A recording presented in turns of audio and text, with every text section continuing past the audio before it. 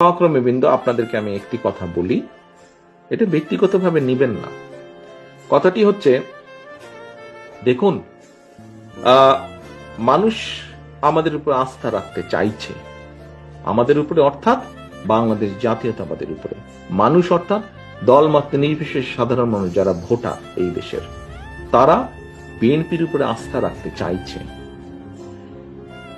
এই আস্থা যদি নষ্ট করার জন্য কেউ কোনো কাজ করে, এমন কোনো কাজ করে যেটাতে আস্থা নষ্ট হবে, তাহলে ভাই তাকে তো আমার পক্ষে টানা সম্ভব না, টানবো না আমি তাকে শেল্টার আমি দেব না।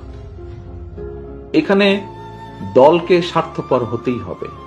কোনো ব্যক্তির কারণে, কোনো নেতার কারণে, কোনো কর্মীর কারণে যদি মানুষের আস্থা নষ্ট হয়, তাকে আমরা ওন করতে পারবো না। বিকজ আমরা বহু ঝড় ঝঞ্ঝার ভিতর দিয়ে আজ এখানে এসে দাঁড়িয়েছি, বহু অত্যাচার নির্যাতনের ভেতর দিয়ে এখানে এসে দাঁড়িয়েছি আজকে আমরা।